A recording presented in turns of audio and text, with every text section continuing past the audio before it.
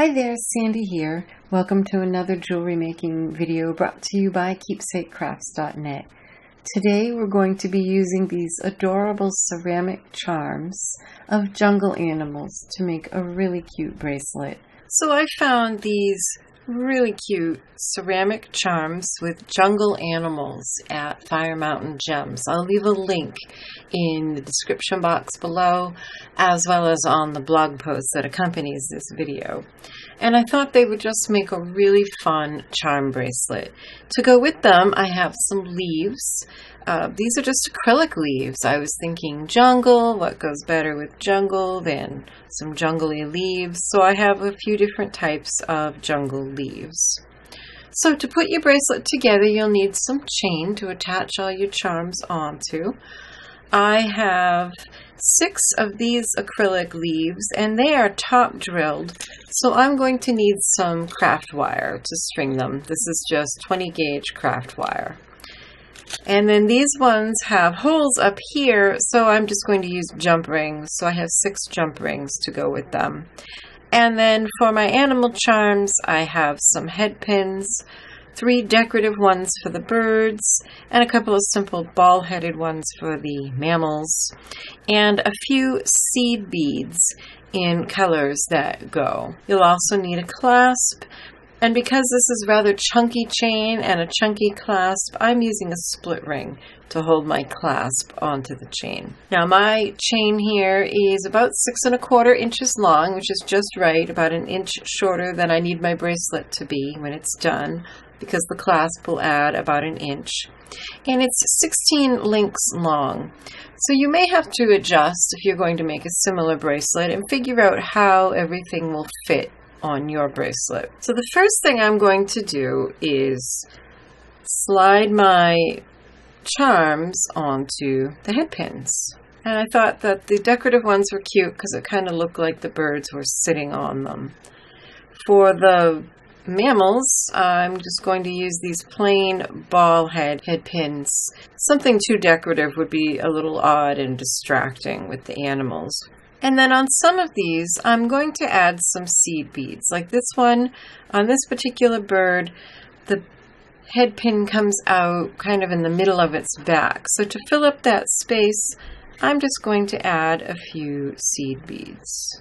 And I'm going to do that in all the spots where it just seems like they need a little bit of filler. So here I've gone ahead and added seed beads to the head pins where I thought they needed it. This one, because the head pin's coming right out the top of the bead, didn't seem like it needed anything extra. And now we're just going to make the beginnings of wrapped loops. Just going to grasp the head pin right where it comes out of the bead with chain nose pliers. Make a 90-degree bend. Tuck your round nose pliers and pay attention to the size of the links of chain that you have if you need to make a slightly larger loop than normal so that it will slide nicely over that. I think my normal 2mm loop will work fine.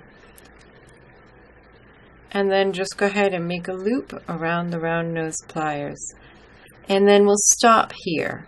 Go ahead and just start your wrapped loops for all of your charms. So we've started the wrap loops for all of the charms. The jump rings are ready for these ones. So the only thing we need to do is wire wrap these top drilled beads. The way I'm going to wire wrap my top drilled beads is with 20 gauge wire, and I'm just leaving it on the spool so that there's no waste. I'm going to put the wire into the bead and leave about a 1/2 inch on one end and then bend both ends up in a U shape. And then continue to bend them until they cross right over the top of the bead. And then use chain nose pliers to bend both of those wires so they're parallel to each other.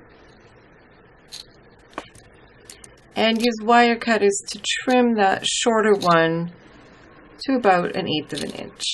And then grasp with chain nose pliers right where that second wire ends, that shorter wire ends, and bend your wire at a 90-degree angle. And then wrap around your round nose pliers, just like we did before for the startings of our wrap loops.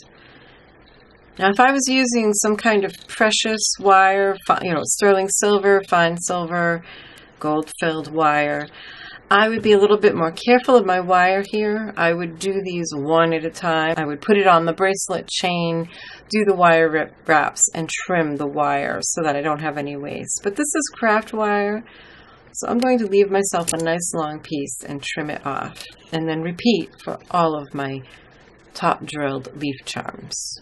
So now all of our parts and pieces are ready to assemble onto the chain, and it's just time to decide which one's going to go where.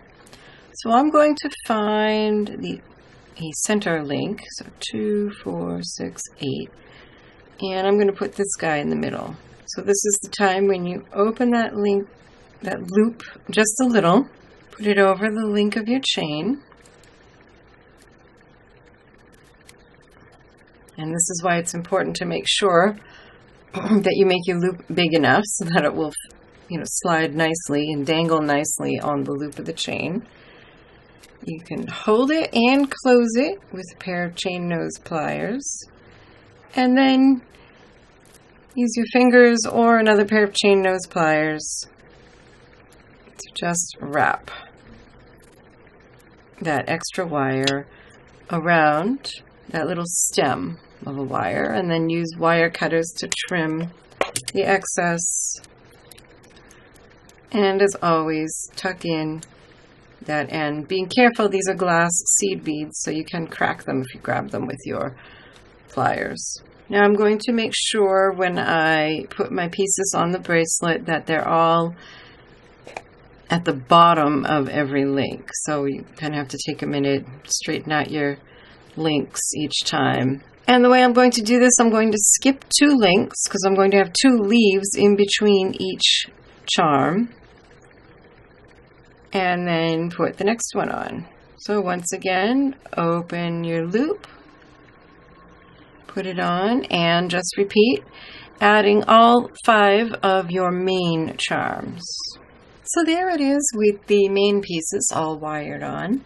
And now I'm going to do the exact same thing with these leaves, wiring 1 on each of the links between each of the animals. So there's everything wire wrapped on that needs to be, and now we just need to use chain nose pliers to open our jump rings and attach our leaves in these remaining empty spaces. And carry on just like that until you have a charm on every link of your bracelet. Then the final step is to use your split ring pliers to open your split ring and attach your clasp to one of the end links of your bracelet, and you're done. And there it is, all done. Really cute. So here's another look at the bracelet we made today. I hope you enjoyed this project and that you'll give it a try. Find yourself some charms that you love and some other beads and charms that accent them, and make yourself something really fun and meaningful. Thanks so much for watching Keepsake Crafts videos. If you liked this video, please make sure you've subscribed to my YouTube channel so you'll see more like it. And check out the other videos up on the screen. You can follow me on Facebook, Pinterest, Instagram, and on my blog. Happy creating. Bye-bye.